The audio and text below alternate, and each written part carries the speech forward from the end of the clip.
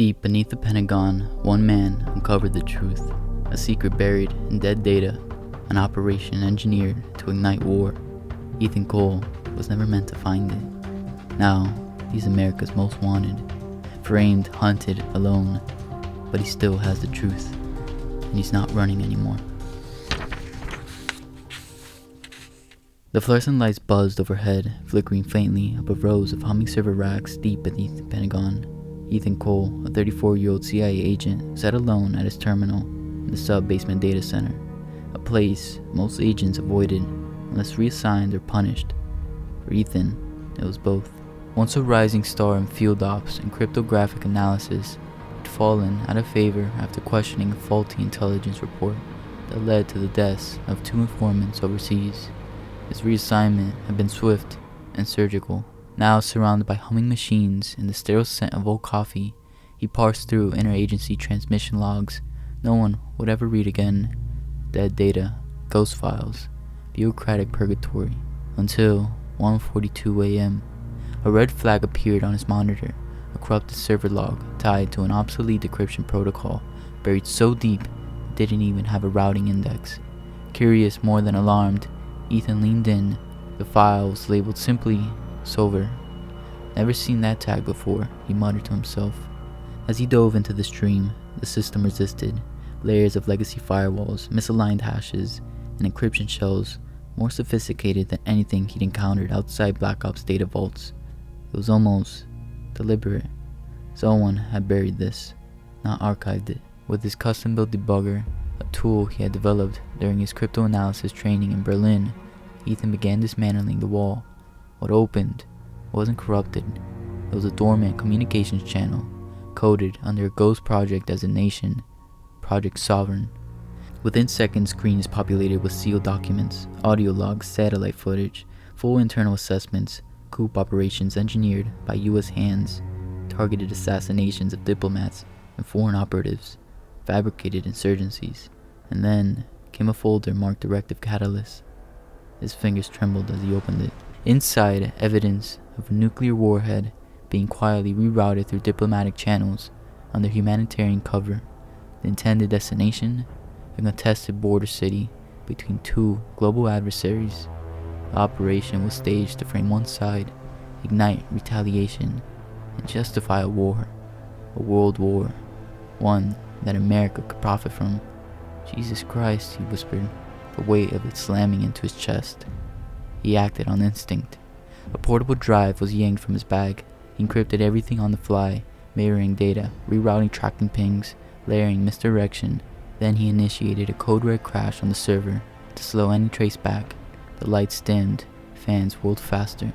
As he rose, preparing to walk out like nothing happened, his badge failed the elevator. Red light, access denied.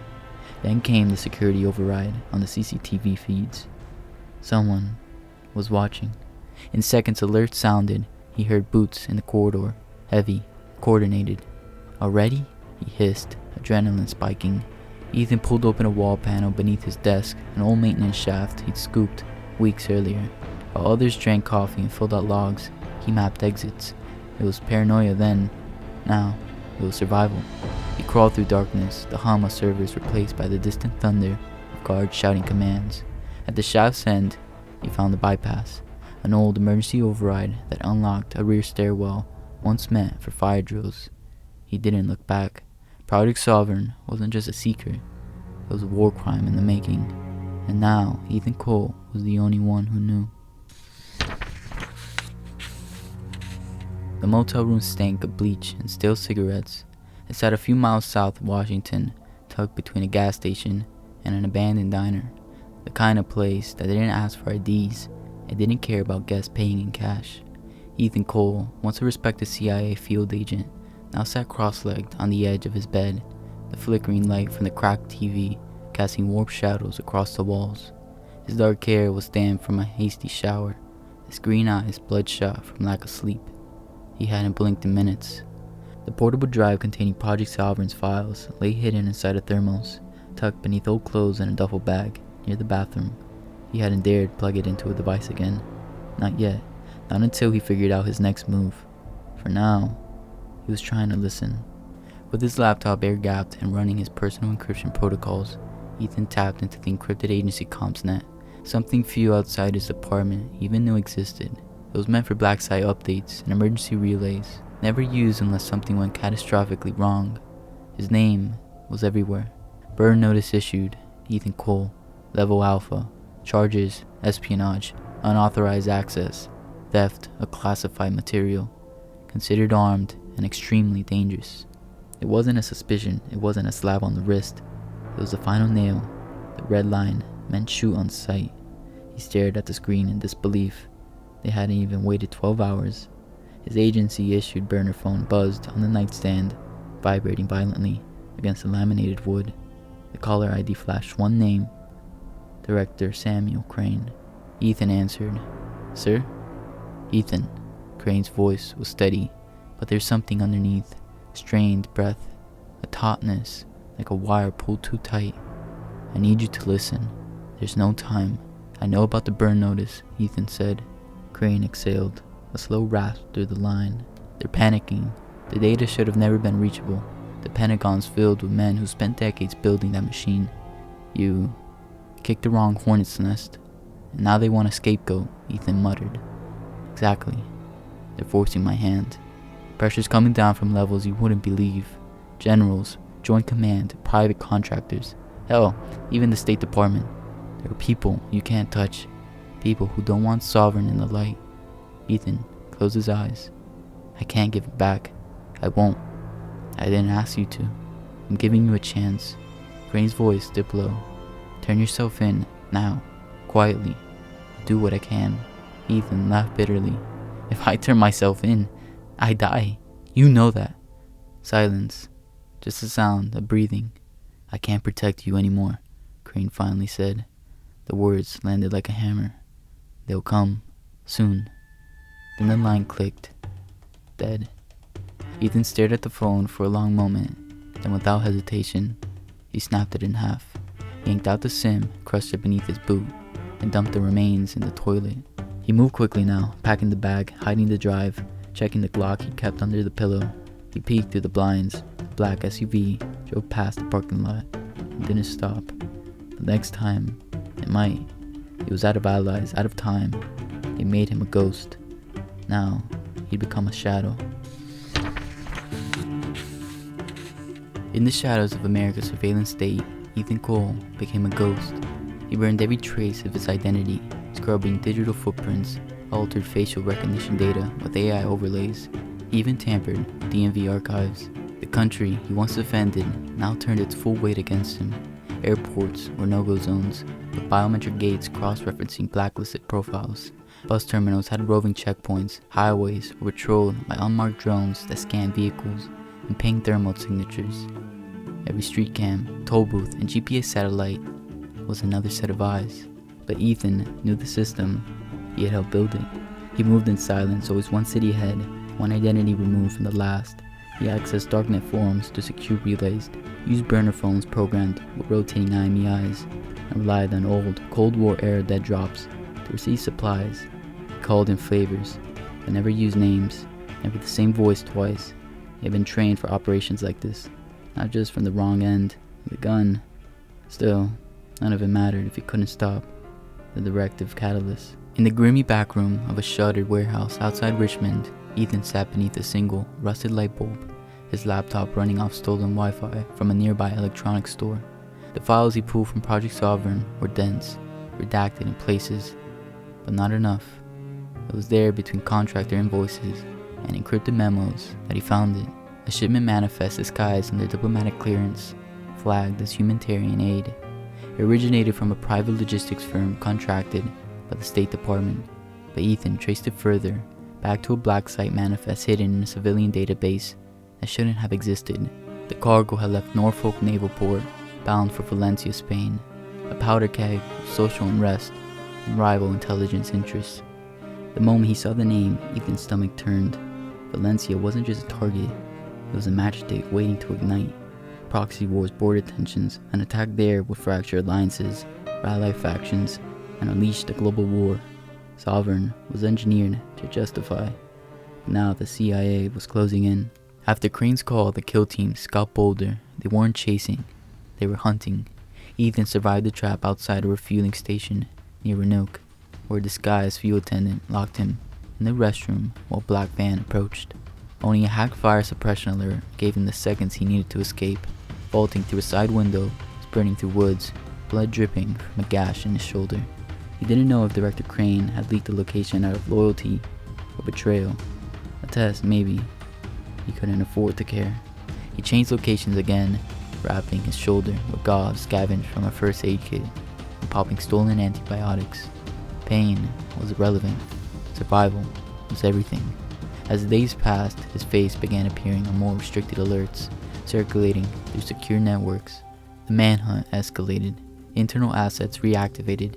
Independent contractors called in. He wasn't just rogue. He was priority one. No allies, no backup. Just the weight of the truth in a hard drive. And the memory of what that warhead would unleash if he failed. Ethan had a target now. The port. The shipment. Valencia. The clock was ticking. Valencia seethed with unrest beneath a layer of carefully orchestrated fear. Sirens blared in the distance. Mass security units occupied metro hubs, and riot police held intersections as nervous crowds gathered with signs and chants. In the press, it was chaos.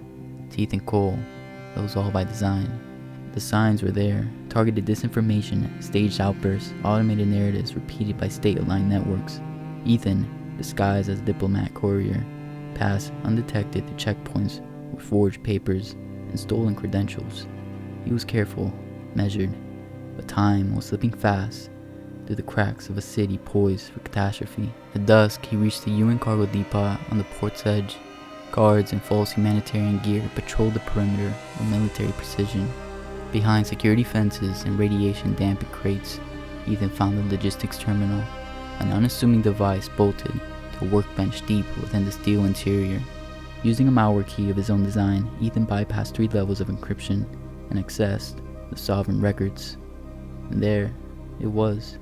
The deployment schedule, directive catalyst in full, freight logs, operative names, encrypted communications, and at the center, a line item tracing the warhead's movement from Norfolk to Valencia, the delivery destination, Tower 16, a major financial hub now evacuated due to supposed bomb threat. Ethan's spread caught. The blast radius would level multiple embassies. The optics would trigger global retaliation within hours. He bolted. Traffic was gridlocked, emergency services overwhelmed. He abandoned his stolen car 3 blocks away and cut through side alleys, jumping fences and climbing scaffolding like a man possessed. The light was fading. The air turned electric. Tower 16 loomed above the skyline, its rooftop outlined in blinking red lights. Ethan climbed the last maintenance ladder on the adjacent structure and leapt across the gap, rolling hard onto the gravel-coated roof of the tower. His ribs flared with pain. He got to his feet. The rooftop was empty. No equipment, no device, no radiation signature, just blinking security lights and the hum of a maintenance unit. He staggered, disbelief washing over him. His intel had been wrong. Ethan yanked out the drive and rechecked the manifest. It was clear the destination had been precise. The timeline matched Sovereign's escalation framework. He verified it twice before running. So why was the roof clear? And then he saw it. On the rooftop HVAC unit, a single line of digital text, blinking red on a service panel. Nice try, Agent Cole. Wrong city. His breath hitched. The nuke wasn't in Valencia. He had been set up. The wind howled across the rooftop of Tower 16, sweeping gravel and smoke-stained air in bitter spirals as Ethan Cole stood frozen. His chest heaved, lungs struggling against disbelief. The rooftop was barren. No warhead, no hidden devices, no heat signature. The coordinates he had risked everything for were a lie. And then he saw it. In the distance, over the sprawl of the cityscape, a sudden flash bloomed. A blinding white flare that split the night sky like a wound. A split second later, the shockwave reached him. Even miles away, it rattled steel beams and set off alarms. On the horizon, a nuclear fireball rose. A sickening, magnificent, blossom of flame and ash that consumed the neighboring city. The skyline folded inward. A mushroom cloud erupted, glowing orange at its base, clawing its way into the heavens with fiery fingers. Screams echoed faintly from the streets below. Sirens wailed across the city like the cries of a dying animal. Ethan dropped to his knees. It was done. He had failed. They had led him here, fed him data, staged the narrative, orchestrated the perfect diversion, while the true target vanished beneath fire and radiation. Thousands gone in an instant, maybe more, and he had chased shadows while Sovereign reached its climax. His earpiece crackled. Just once, a voice filtered through, calm, male, smooth. "You tried, Ethan." A pause. But the world needed a catalyst. Ethan's lips parted, rage rising in his throat, but before he could answer, the comm line went dead. Then came the sirens, closer now. Security forces mobilizing, helicopters circling, drones scanning the rooftops. Ethan couldn't be found. Not yet. He limped toward the side of the building, torn ligaments screaming beneath his weight. His side burned with bruised ribs and fresh cuts from the rooftop escape. Blood matted his coat, but he still clutched the one thing they hadn't taken. A flash drive, secure in his inner pocket. It pulsed like a second heart against his chest. Inside it, the truth. He vanished into the city's underbelly before the response teams arrived, melting into tunnels, alleyways, abandoned train routes. Just another ghost amid chaos. While nations pointed fingers and headlines screamed terrorism, retaliation, war mobilized, Ethan stitched up his wounds in the shadows of a shuttered safe house, tucked deep in the mountainside village, miles from the blast. He watched the broadcast from a dusty television. All lies. Project Sovereign had worked, just as its architects planned, and the world applauded the deception. The names in the files, they'll never see a courtroom, not unless he exposed them.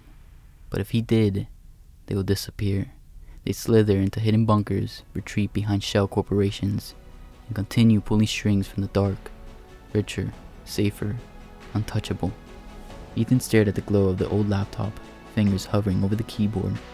He wouldn't upload the documents. Not yet. No. He would hunt. He would make it personal. And when he was done, they wouldn't just lose their power. They'd lose their peace. Especially the one at the top. The voice in his comm. The one who watched him fail. The one who lit the match.